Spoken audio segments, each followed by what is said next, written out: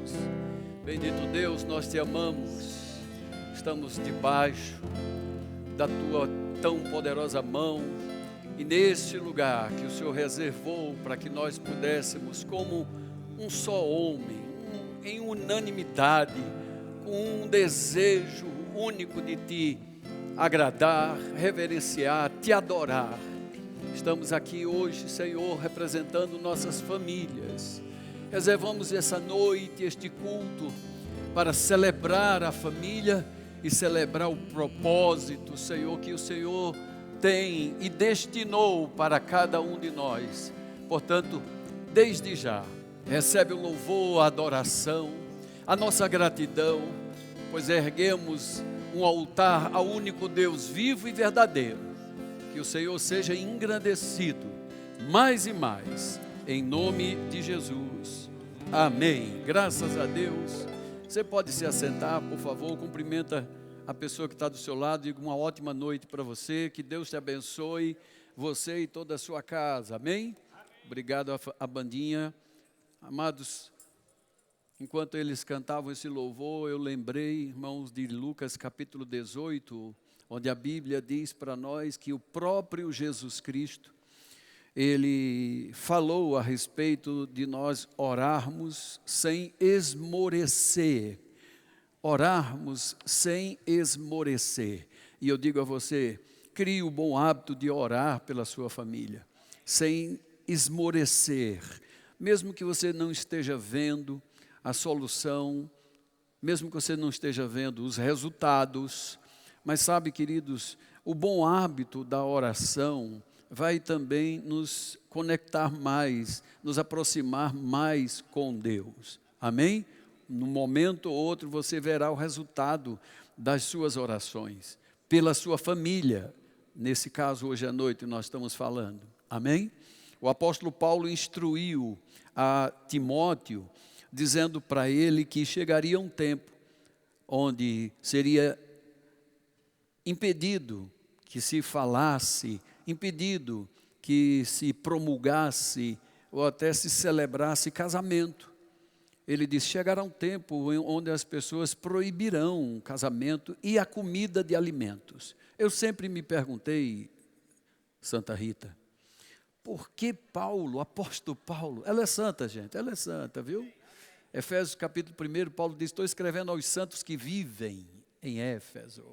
Amém? Nós cremos em santos vivos e não em santos mortos. Amém, queridos? Santos vivos. Então, Paulo está instruindo a Timóteo, dizendo para ele que chegaria um tempo onde as pessoas proibiriam até o casamento, como também proibiria os alimentos.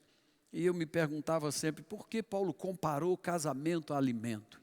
Se você é um cristão raiz, você deve ter o bom hábito, né, de orar pelo alimento, né? Não é verdade? Não podemos perder essa boa prática da gratidão, reconhecer, está chegando na minha mesa, foi o Senhor que me deu, obrigado Pai por esse alimento, obrigado. Não é isso uma prática boa, salutar, cristã? Sim ou não? Pois bem, Paulo disse que a mesma prática que nós adquirimos para orar, agradecer pelo alimento, ele falou sobre o casamento. Então não podemos perder esse bom hábito.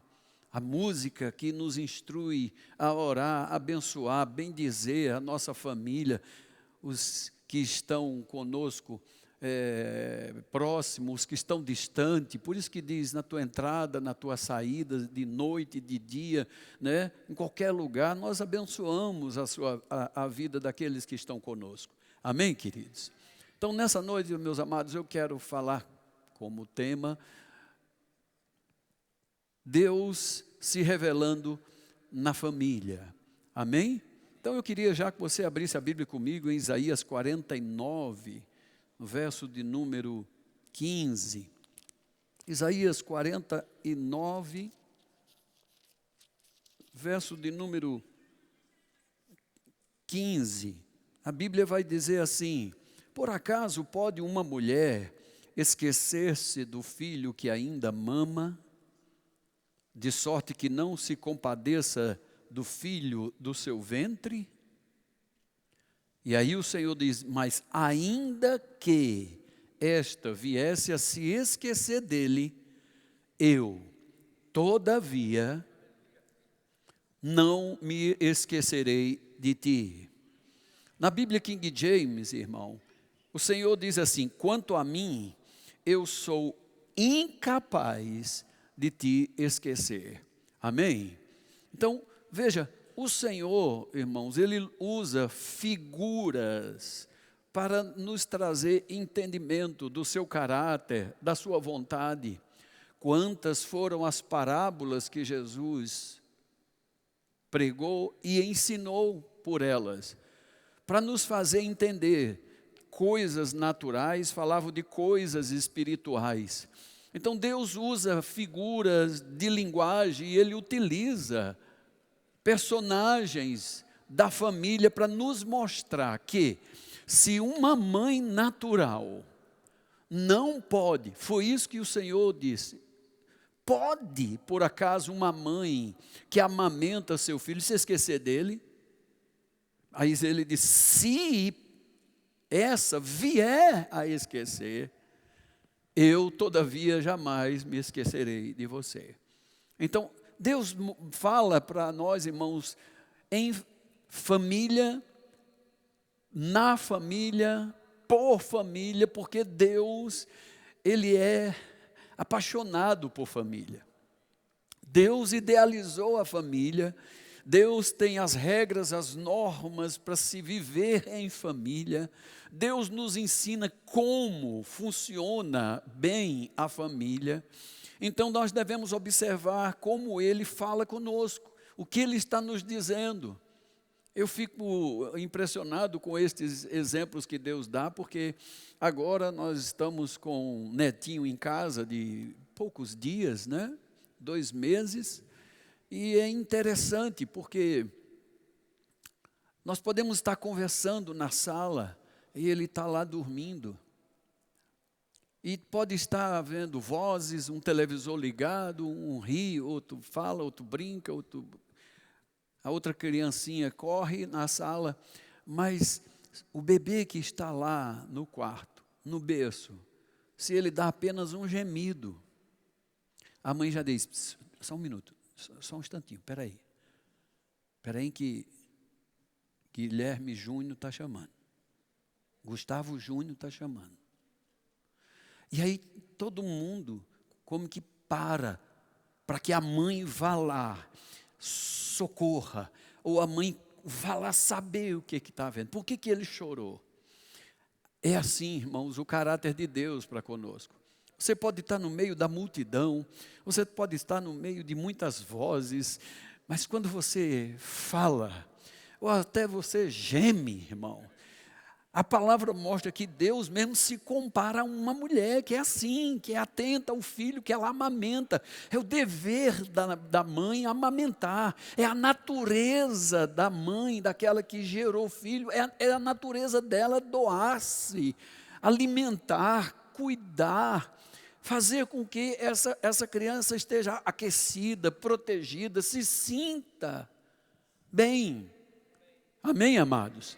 Então Deus mostra a sua própria natureza para nós, usando figura de uma família, de uma mãe. Esse é o papel de uma mãe, amém? Alimentar, ter compaixão. A mãe se compadece do filho, foi isso que o Senhor mesmo disse. Pode ela esquecer, todavia, do filho e não se compadecer dele? Ter compaixão. Sabe, irmão, muitas são as referências de Deus como aquele que tem compaixão. Nós vemos na Bíblia, por exemplo, em Marcos, capítulo 1, verso 41, você não precisa abrir a Bíblia, mas a Bíblia diz que um leproso se aproximou de Jesus, e esse leproso, ele diz assim para Jesus, Senhor, se tu queres, tu podes me purificar. E a sua Bíblia diz em Marcos 1,41, que Jesus então, tomado de compaixão, cheio, possuído de compaixão, Marcelino, diz que o toca, dizendo, quero. Jesus, ele mesmo chegou a dizer para nós, olha, quem vê a mim, consegue ver meu Pai. O caráter do meu Pai, como meu Pai age ou agiria numa situação como essa. Porque veja, esse leproso, irmão, ele tinha uma certeza e tinha uma dúvida. A certeza é, o Senhor pode. Mas a dúvida era, eu não sei se o Senhor quer. Eu não sei se eu sou digno de ser tocado pelo Senhor. Eu não sei se eu sou digno do Senhor me acolher, do Senhor ter compaixão de mim, do Senhor me socorrer, do Senhor me ajudar. Mas Jesus não disse posso, veja que eu posso. Ele disse, veja, eu quero. Se ele usa a figura de família, de pai, dele mesmo, o Senhor Jesus, cheio de compaixão, irmão, quem somos nós para não usarmos de compaixão com os da nossa família? Dá para você parar e refletir um pouco? Mas, pastor, é porque o senhor não sabe como essa pessoa foi má para mim. É meu irmão, é minha irmã, é meu pai, é minha mãe, é meu primo, minha prima, enfim. Mas olhe, fez algo terrível. Você sabia que a lepra é comparada na Bíblia como um dos piores pecados? A lepra é comparado com um dos piores pecados, irmão. Os leprosos, eles viviam em uma cidade como um manicômio, afastado de tudo, um leprosário. Chocalho no pescoço, como um animal, porque ao se mover, o chocalho tocava e anunciava para as pessoas, aí vem um amaldiçoado, aí vem um desgraçado, aí vem alguém que você precisa se desviar dele, você nem, olha, não é nem para olhar, porque esse é um maldito. Era assim que viviam os leprosos, gente, à margem da sociedade, ou seja, eles eram marginais. Não eram pessoas para conviver em sociedade. E ele representa, esse leproso, representa todos nós. Aqueles que fazem mal para nós na família. Eu sei bem do que eu estou falando, irmão. De pessoas na família fazer mal, trair. Mas uma coisa, irmão, nós temos que olhar para a palavra. O que a palavra nos diz para a gente fazer, o que a palavra nos diz como nós devemos, irmão, nos mover pelas outras pessoas. Mesmo que elas tenham a culpa, mesmo que elas não mereçam. Mas Jesus mostra para nós, irmão, com essa atitude de tocar no leproso, que ele, irmão, ele não se contaminou com o pecado do outro. Muito pelo contrário, a sua atitude de compaixão foi quem curou o outro. Quando você perdoa aquele ente da sua família, irmão, você está tocando com compaixão ele, e você vai curá-lo, pois a própria palavra de Deus diz, se alguém te faz o mal, faça o bem a ela, pois você estará amontoando brasas vivas sobre a cabeça dessa pessoa. A Bíblia chega a dizer para nós assim, sabe, irmãos? A palavra de Deus diz para nós assim, que o amor nos constrange. Você sabe o que é um constrangimento?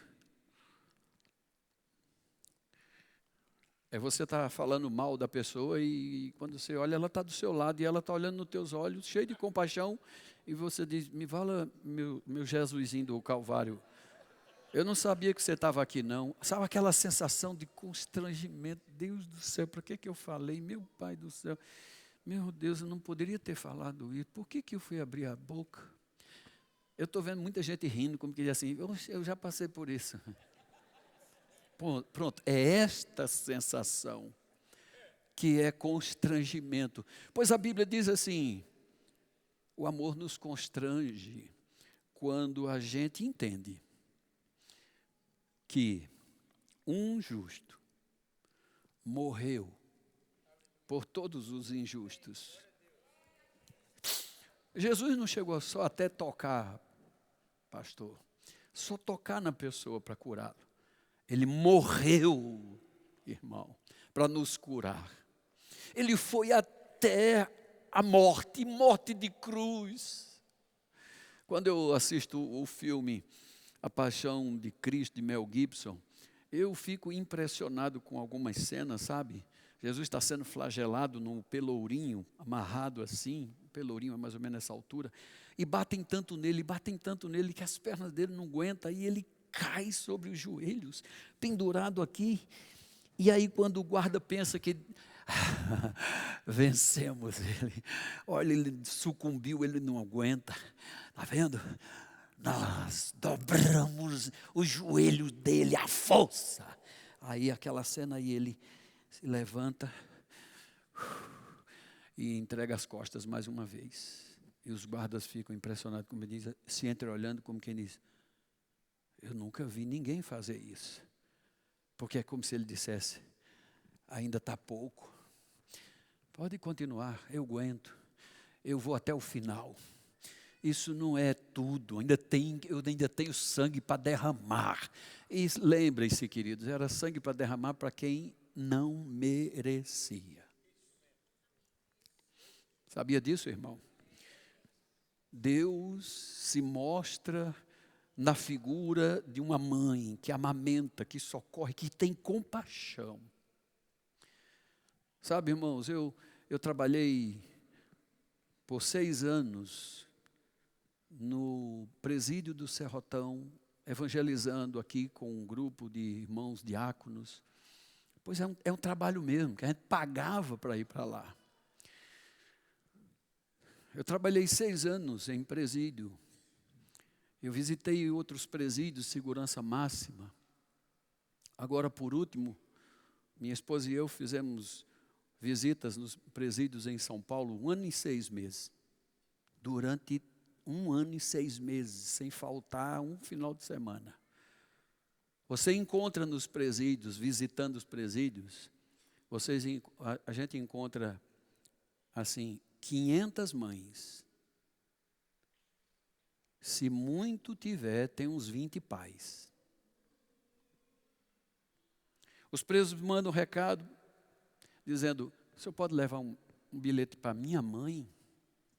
O senhor pode falar para minha mãe que eu estou bem ou não estou bem, eu estou assim, estou assado? É assim, pastor Helmito. É essa proporção. É de 200 mulheres. Não chega a 20 homens, não, na fila para visitar seus filhos lá. Sabe por quê? Porque as mães são mais compassivas com os filhos. As mães, como o próprio Deus disse, a mãe é compassiva. O cara matou, estuprou, fez o diabo a 4, está lá, mas ela está lá dizendo, mas meu filho é bom, sabe, gente? Meu filho é bom. Eu sei que ele fez a coisa errada, ele fez uma coisa muito triste, mas ele é tão bom. É a compaixão. Vocês que bom que nada, isso é bom para o fogo.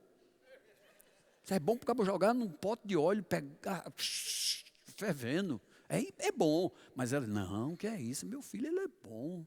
A mãe é cheia de compaixão. Deus mostra-se compassivo. Para que nós, irmão, copiemos, imitemos o modelo dele. Amém, irmãos? Por isso, Paulo diz para nós assim, sede imitadores de Deus, como filhos amados por ele. Porque ele teve compaixão de nós. Você também não prestava não, viu, Zé de Souza? Era para ser jogado no fogo de cabeça para baixo. Não fica achando que era bom, porque não era nenhum aqui, não prestava para nada. Mas ele teve compaixão de nós. Amém, queridos?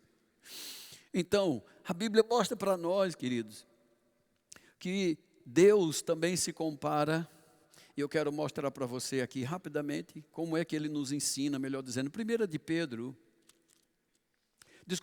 de Coríntios, capítulo 3, vamos para lá rapidinho, meus irmãos. Eu vou dar alguns versículos para vocês, porque é melhor que eu dê a palavra de Deus do que apenas o que eu falo. 1 de Coríntios, capítulo 3, Chega, Jesus, onde é que está? 1 de Coríntios, capítulo 3, verso 1 em diante. 1 Coríntios 3, 1 até o verso 4, vai dizer assim: eu, porém, irmãos, não vos pude falar como a espirituais, e sim como a carnais, como a crianças em Cristo. Leite vos dei a beber. Não vos dei alimento sólido, porque ainda não podeis suportá-lo. Nem ainda agora podeis, porque ainda sois carnais. E o verso 13 diz: porquanto havendo entre vós ciúmes, contendas, não é assim que sois carnais e estáis ainda andando segundo o homem? Ou uma natureza humana? Paulo está falando para crentes, irmão. Lembre-se que os crentes de Coríntios eram cheios dos dons. Profecia, revelação, ciência, dons de cura. Era assim, mas eram carnais. Eles tinham fraquezas humanas, como qualquer um de nós. Contenda, rixa, falatório, disse-me disse. Então Paulo está falando para uma família em Corinto. É como diz assim: vocês são escolhidos por Deus mesmo. Deus dotou vocês de dons, de capacidade, realmente vocês têm isso. Mas olhe, por outro lado, vocês vivem como um ser natural. E a estes crentes, presta atenção, nascidos de novo, mas que ainda vivem de briga, de contenda, de divisão, de rixa, ele chamou de crentes carnais. Por quê? Porque vive pela natureza humana, pela carne humana ainda. Amém? Mas veja, mesmo sendo carnais, eles não deixaram de ser alimentados. Pois Paulo disse: eu dei leite para vocês. Não pude dar um alimento sólido, mas eu dei leite. Então, o que Deus tem para nos ensinar nisso? Não deixe, irmão, de dar leite para aqueles que estão na sua família, que ainda são carnais. Pelo amor de Deus, olha, não perca as estribeiras. Eu já falei demais, sabe? Eu já chamei demais para a igreja. Meu filho, chamar para a igreja não muda não. Sabe como uma pessoa vai mudar? Quando ela começar a ver a tua vida diferente. Nós estamos sempre buscando em quem nos espelhar. Essa é a verdade. Eu estou usando essa camisa hoje aqui desenhada, não foi simplesmente porque eu vi e gostei ali. Não, eu vi alguém vestido. Imaginei, fica legal em mim. Nem aparenta que eu tenho meus 38 anos. Eu baixo para os 25, mais ou menos. Não é, Coquinha? Socorro sabe com a idade que eu tenho. Olha, mas não pode dizer não, Corrinha. Nós estamos sempre nos espelhando, irmão. Então as pessoas na nossa família, elas estão esperando mesmo. Será que funciona esse negócio de ir para a igreja? Será que funciona, rapaz, esse negócio de fazer rema? Elas estão esperando eu e você mudar, filho. Alimente elas, nem que seja com leitinho. Daqui a pouco, ela vai estar desejando, como disse o apóstolo Pedro, ardentemente o genuíno leite espiritual, porque sabe que por ele vai ter crescimento. Mas não deixe de alimentar. Eu chegava bêbado em casa, minha gente. Bêbado feito um gambá. Minha princesa chegava na porta, me recebia na porta e dizia: amor, você quer jantar agora? Que jantar primeiro ou tomar banho primeiro? Eu não sei não, peraí, deixa eu ver. Eu estou passando. E aí, meu filho, a primeira coisa que ela fazia, ela me recebia com paz. Aí, mais tarde, quando a cachaça passava, lá vinha ela toda melosa, de baby doll e uma Bíblia na mão. Eu disse: não estou entendendo mais nada agora, né? Banho tomado, baby doll e uma Bíblia na mão. Aí ela chegava e dizia: amor, querido, parecendo um gato. Aí botava a Bíblia na minha frente e dizia: lê aqui para mim, querido. Eu estou fazendo um trabalho lá para a igreja, 3 anos convertida antes de mim. Estou fazendo um trabalho lá para a igreja, mas não estou conseguindo entender aqui. Você que lê muito, você que é assim, né, mais inteligente. Aí eu puxava a Bíblia e digo: eu agora vou assim, desmascarar esses pastorzinhos, essas coisas, no lugar que ela está indo aí. Me dê aqui a Bíblia. Ela estava me dando leite. Leitinho, eu não ia suportar, irmão, receber a carga toda assim, glu, glu, glu, glu, glu. Não podia. Um leitinho, devagarzinho, vez após outra. Sabe o que eu fiz? Tomei a mamadeira dela, que era a Bíblia. Fiquei com a Bíblia dela, me apaixonei pela Bíblia dela. E eu mesmo passei a me alimentar. É isso que a palavra de Deus está mostrando para nós, irmão. Mesmo que tenham carnais na nossa casa, sabe? E falam língua estranha e na outra hora está falando mal dos outros. E daí? Os de Corinto não era assim? Alô, você está aqui? Eu já fui para casa. Eu estou vendo pessoas dizendo assim, meu Deus, ele sabe da minha vida toda. Alguém pode gritar aí, fala Deus. Estou falando, meu filho. Opa, meu neto, amém, glória a Jesus de Nazaré. Vamos lá, 1 de Pedro 3,8, bem rápido, por favor, minha gente. Em 1 Pedro, capítulo 3, o apóstolo Pedro vai nos ensinar como viver a vida cristã exemplar. Então, 1 Pedro 3, verso de número 8, ele diz assim, finalmente, irmãos, depois de dar instruções da vida exemplar, o dever dos casais, dos casados, né? Primeiro ele fala para as mulheres no versículo 1, no verso 7 ele fala para os maridos, mas eu quero o versículo 8, onde ele diz assim, que ele agora vai falar para ambos. Ele diz, finalmente, maridos e mulheres, sejam todos de igual ânimo. Estão ouvindo isso, irmão? Sejam todos de igual ânimo, sempre alegres, sempre animados, gente, esperançosos. A Bíblia diz que nós temos uma viva esperança, amém? Então procure ser animado com o seu companheiro, com a sua esposa, com o seu marido, com os seus filhos também.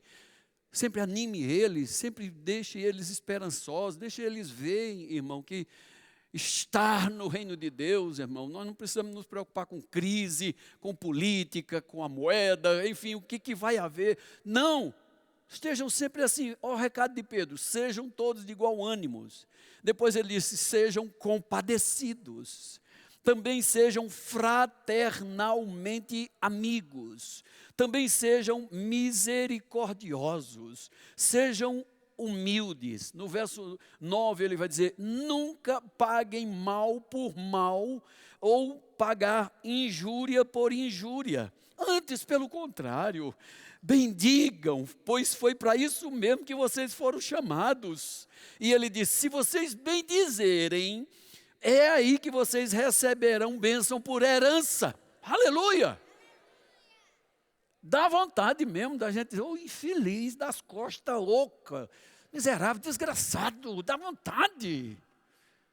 Mas Pedro está dizendo para nós, sabe, vocês foram chamados, foi para abençoar. Ô, bênção de Jesus. Não é melhor do que dizer, miserável.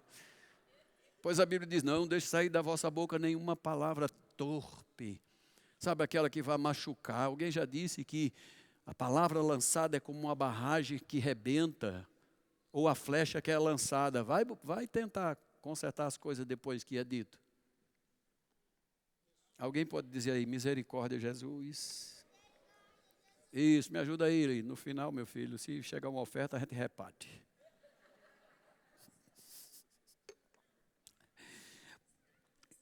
Posso continuar em Pedro?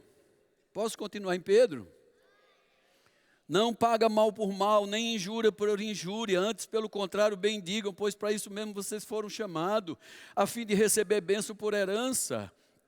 E ele nos previne dizendo assim, pois é, quem quer amar a vida e ver dias felizes? Refreie a sua língua do mal, evite que seus lábios falem dolosamente. Aparte-se do mal, pratique o que é bom, busque a paz e empenhe-se por ela, irmão. Porque os olhos do Senhor repousam sobre os justos, seus ouvidos estão abertos às suas súplicas, mas o rosto do Senhor está contra aqueles que praticam males. Vocês ouviram isso, gente? São práticas cristãs, são coisas que nós devemos praticar em casa. Às vezes a gente pensa, irmão, que tem que praticar só fora, evangelizando. É um dever nosso evangelizar. Fora, para os demais, avisar para as pessoas que Jesus está voltando.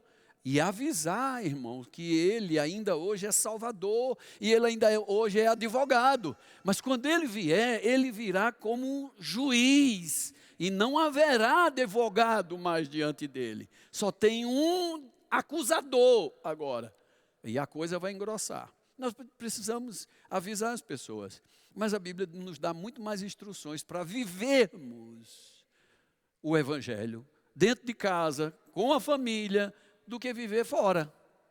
Amém, queridos? Então vamos lá, rapidamente. Deixa eu mostrar para você outra coisa. A Bíblia mostra a compaixão de Deus para nós no exemplo do filho pródigo.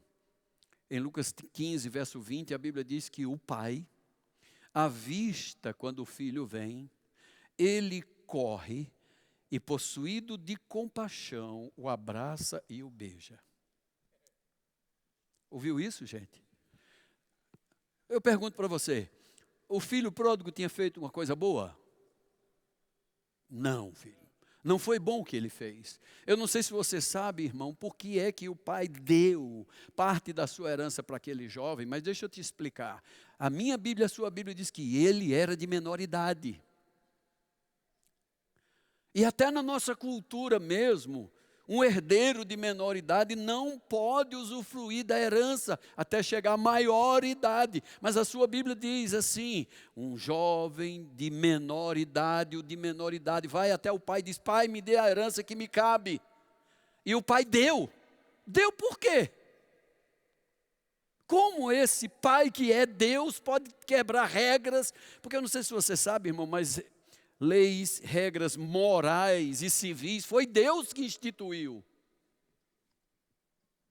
Está escrito aqui, Paulo diz para nós em Gálatas, o herdeiro enquanto é de menor, ele é como um escravo, ele é igual ao escravo, ele não pode usufruir da herança de jeito nenhum. Paulo falava o que a lei de Moisés já dizia. E por que no filho pródigo o pai deu? Sabe por que deu? Eu vou te dizer. Porque aquele filho estava olhando nos olhos do pai, viu, João? E dizendo assim, ó, me dê logo minha herança, porque para mim o senhor já está morto e enterrado. Mas quem estava morto era ele. Porque quando ele volta para casa, o pai diz, ei, vamos recebê-lo, porque era ele que estava morto. Era ele que estava perdidão. Estava morto, mas reviveu. Estava perdido, mas foi achado. Amém? Então Deus nos dá exemplo de pai, de um pai compassivo. Sabe, esse menino prejudicou, ele causou muito dano a mim, rapaz. Ele quebrou regras. Ele fez o que não era para fazer agora, foi adiantado demais nas coisas. Eu tinha projetos para ele, para a empresa ele herdar, depois do irmão dele. Sabe, era algo da continuidade. Deu com os burros na água, acabou com tudo. Sujou meu nome na praça, trouxe má fama para a família. Essa é a história do filho pródigo, meu filho. Tem alguém na sua família assim? Tem alguém na sua casa que já fez essas coisas? Trouxe vergonha, humilhação, deu desfalque? Se tem, ele é digno de compaixão. Pois o pai olha, vê ele vindo de longe. Corre. Isso demonstra iniciativa de Deus, irmão. Se ele fez isso uma vez com alguém, ele fará com qualquer um, a qualquer tempo, que volte para ele, sabe, com sinceridade de coração, dizendo, estou arrependido, estou arrebentado, arrependido. E se vier de coração contrito, foi Davi quem disse, tu jamais desprezarás alguém assim, Senhor. Alô? Estamos falando de família hoje à noite, amém, irmãos? A gente pode voltar para os trilhos de Deus, nós podemos voltar, irmão, para aquilo que Deus nos ensina e funciona. É maravilhoso, irmão, você acolher aquele que estava perdido. É maravilhoso você ter nos braços aquele que estava morto. Alô? Pois é assim que nós vemos a história do filho pródigo. E para começar a encerrar, a Bíblia mostra para nós Deus como a figura de um pai também. Em Mateus capítulo 7, verso 11, verso 9 a 11, o próprio Jesus Cristo diz assim: olha, se um filho seu pedir um pão, você vai dar uma cobra para ele? Lembra dessa passagem? Mas aí, resumindo a passagem, Jesus diz assim: vós que sois maus, sabem dar boas dádivas, boas coisas para os seus filhos, quanto mais o vosso Pai Celestial vos dará o Espírito Santo, aquele que o pedir.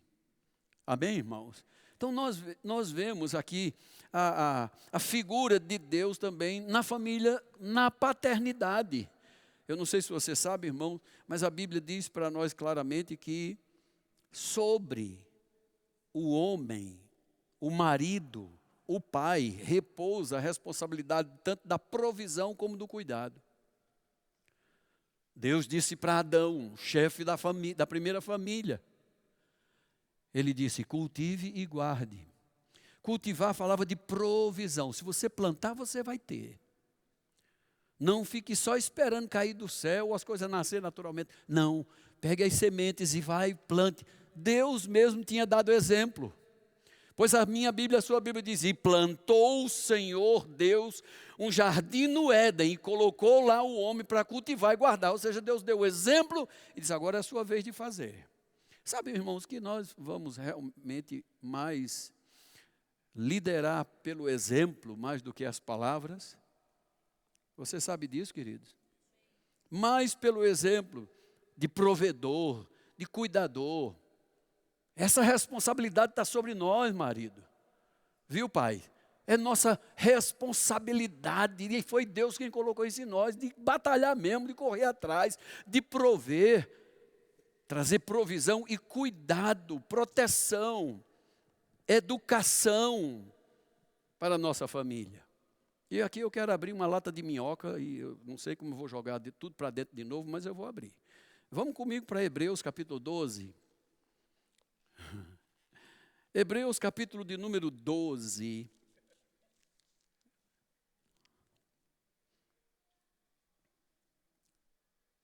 Verso 4. Hebreus 12, 4 fala assim: ora, na vossa luta contra o pecado, ainda não tendes resistido até o sangue.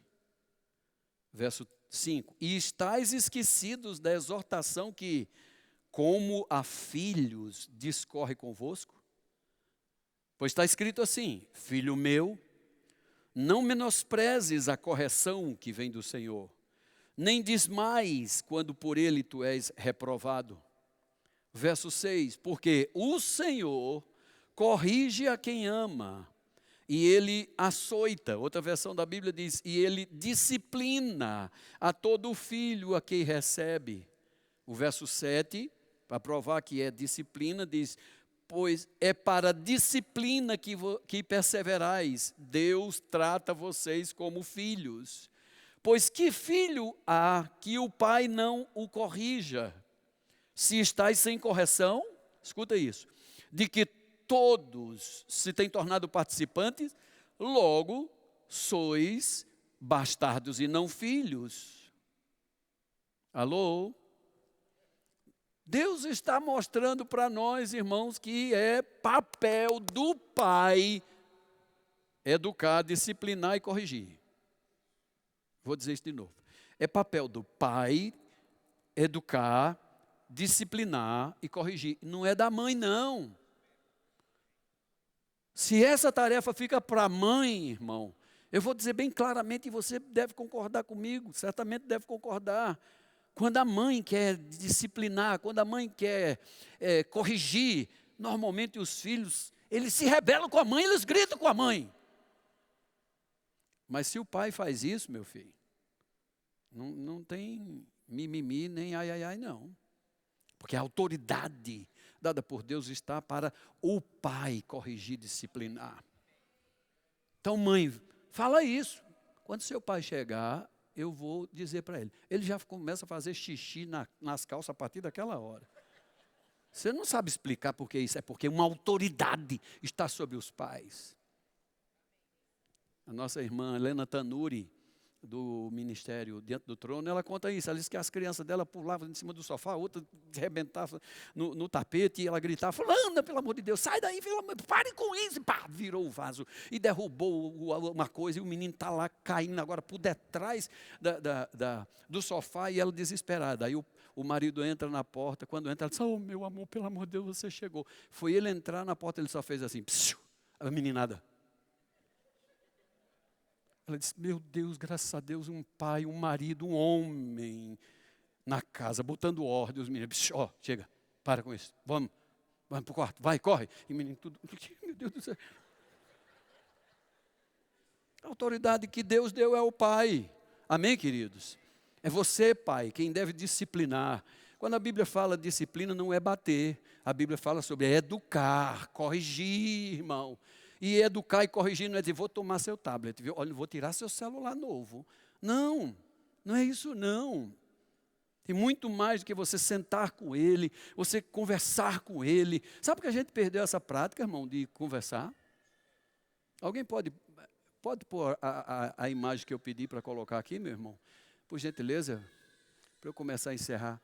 Eu achei essa imagem bem interessante hoje na internet. Dá para colocar lá? Sim ou não? Não, né? Mas eu vou citar e certamente você vai entrar na imaginação comigo. A cena é um rapaz abraçado com a mãe, em pranto, chorando, e dizia aqui a notícia: jovem reencontra sua mãe depois que a internet foi cortada da sua casa. A mãe e o filho abraçados, chorando, como dizer, mãe, pelo amor de Deus. Porque cortaram a internet da casa, eles se viram, se acharam. Meu irmão Edson, a gente chama ele de bolão. Ele, quando era novinho, ele era uma bolinha mesmo. A circunferência era a cabeça e o corpo também, assim, tudo. Meu avô, nosso avô, colocou o nome dele, nesse apelido nele, né? Ah, lá vem um bolãozinho, um bolãozinho. Aí minha mãe chamou ele, nossa mãe falava com ele sempre assim, bolãozinho, bolãozinho. Uma hora minha mãe falou assim, oxe, bolãozinho, e tu tá usando barba? Bigode, né? Era? Aí bolão, mãe, eu uso bigode há 40 anos, mãe. Não parava para conversar, não tinha tempo para se olhar, observar um ao outro.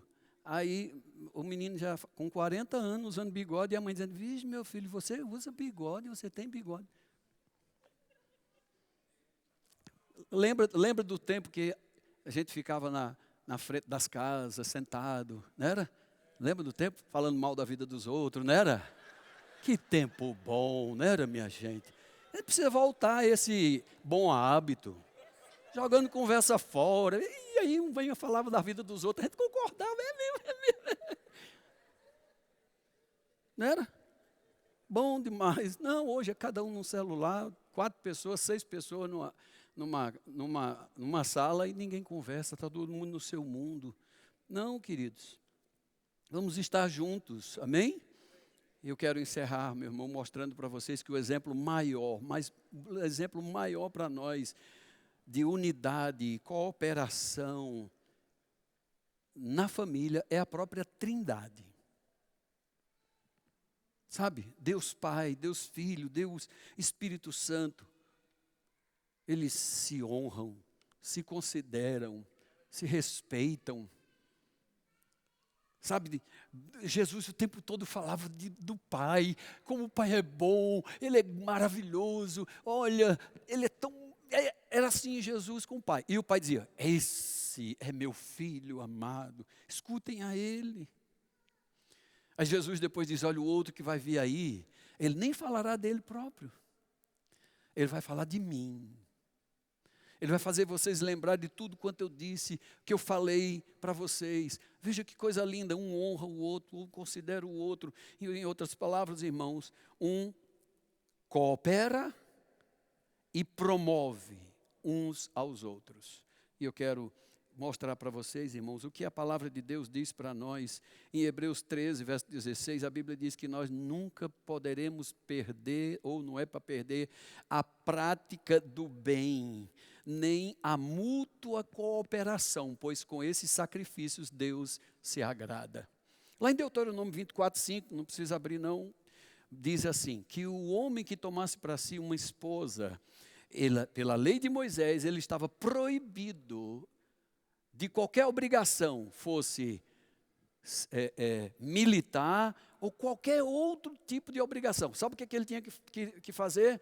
Durante 1 ano, ele tinha que promover felicidade para sua esposa. Os maridos digam assim, tem de piedade de nós, Senhor. 1 ano. Mas essa é a lei de Deus.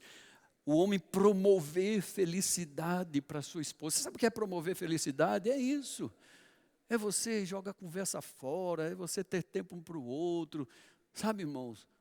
Ter esse tempo de amizade, de conversa mesmo, de botar as coisas em ordem, em dia, falar, bater papo mesmo, conversar. Isso é maravilhoso. E por último, e não menos importante, eu quero mostrar para vocês em Deuteronômio 33, meu irmão do louvor, pode vir para cá, por favor. Deuteronômio capítulo 33. Quero mostrar para vocês como próprio Deus, irmãos, é interessado em promover felicidade para nós. Deuteronômio capítulo 33. Você encontrou? Alguém achou? Ore por mim aí que eu não estou achando não. 33, verso 27.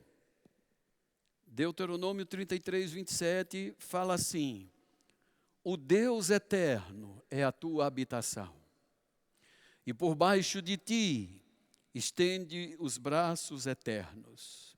Ele expulsou o inimigo de diante de ti e disse, destrua-o.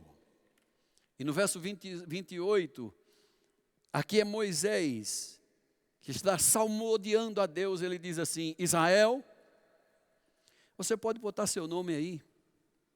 Eu leio minha Bíblia assim, Policarpo,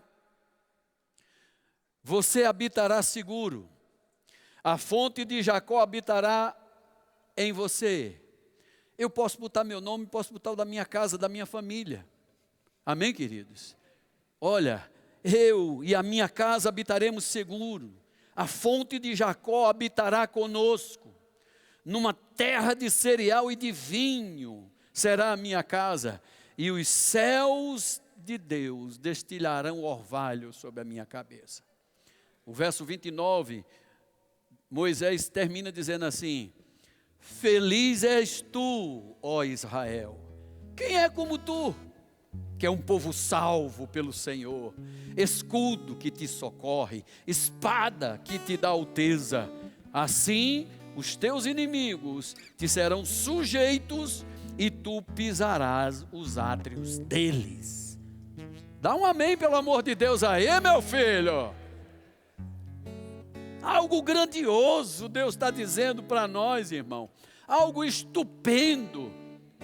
Deus está mostrando e demonstrando para nós que Ele se interessa pela nossa casa, se interessa pela nossa família, e nós devemos dar o mesmo valor que Deus dá. Se Deus diz, olha, tua casa será assim, ó, como uma fonte, será como um manancial, a tua vida será como um jardim regado, abra a boca para dizer isso na tua casa. Diga para a sua família, diga para os seus filhos, diga para o seu esposo, diga para a sua esposa, irmão, diga para os parentes, mesmo que não mereça nada, mas fala, pois a Bíblia diz que para abençoar foi que nós fomos chamados. E disse, se nós abençoarmos, nós vamos receber bênção por herança. E essa herança, segundo o Senhor, é uma herança que passa de pai para filho. Amém, queridos? Se você nessa noite ouviu a voz do Senhor, eu digo a você, não endureça o vosso coração. Pois Ele quer que você, hoje à noite, faça parte da família mais poderosa na terra e no céu. Efésios capítulo 3, o apóstolo Paulo disse que orava e ele disse, eu faço isso de joelhos. invocando o nome do Pai, no qual toma o nome toda a família que está no céu e que está na terra. Você nasceu numa família na terra, mas Deus quer você na família do céu. E eu quero hoje à noite oferecer a você a oportunidade de você se levantar do seu lugar e vir aqui à frente, demonstrando para todo mundo que você quer entrar na família de Deus, ser um membro da família de Deus. Você pode até dizer, eu creio em Deus, eu tenho religião, mas sabe, um homem chamado Nicodemos, talvez tivesse lá seus 90 anos, de religião, mas ele só admirava os milagres que Jesus fazia. Ele era impressionado com o poder miraculoso que estava na vida de Jesus. Olha, ninguém pode não ser de Deus se Deus não fizer o que faz através de alguém como você. Jesus corta logo ele e diz, deixa eu dizer uma coisa para você. Se você não nascer de novo, você nunca verá o reino de Deus. Como é que você pode nascer de novo? Você pode nascer de novo nesse momento, crendo que Jesus Cristo levou sobre si todos os seus pecados, todas as suas transgressões, a sua condenação, e que Ele hoje, Ele rasga a dívida que era contrário a você e eu nunca poderíamos pagar. Eu e você só temos que aceitar de graça o pagamento disso, o perdão dos pecados. E Ele vai não só nos perdoar o pecado, mas a Bíblia diz que Ele também vai nos justificar, purificar também de toda injustiça. Quem nessa noite vai aceitar a Cristo como Senhor e Salvador? Deixa eu ver sua mão levantada como um juramento. Se você nunca confessou Jesus, você pode até dizer, repito, mas eu já sou de igreja, eu tenho religião. Repito, Nicodemos era de igreja e tinha religião, mas ele nunca havia confessado Jesus como Senhor e Salvador. Você nessa noite quer fazer isso? Nós temos aqui conselheiros. Essas pessoas vão levar você até uma sala aqui à parte e vão te instruir melhor o que significa confessar a Cristo, aceitar a Ele como Salvador, e vai te provar na própria palavra que é um fato. Quando Ele disse assim, eis que eu estou à porta e bato, se alguém ouvir minha voz e abrir, eu entro. E vou entrar para cear com Ele, tem mais, levarei meu Pai com Ele, comigo, e faremos morada na vida dessa pessoa. Quem nessa noite vai dar esse passo de fé, aceitando a Jesus? A palavra que foi ministrada aqui foi exatamente para provar para você que Deus é Pai, Deus é como mãe compassiva, Deus é como um Pai protetor, amoroso e compassivo também, e que Ele quer mudar a tua história e teu destino. Cadê você que vai hoje à noite aceitar Jesus? Todo mundo está salvo? Todos salvos, então nós não costumamos insistir, irmãos. Eu peço a Deus que realmente você saia daqui hoje crendo assim, eu estou salvo, não há mais nenhuma condenação para mim, pois eu ando segundo o Espírito da graça de Deus que me alcançou. Tem alguém hoje à noite que é nascido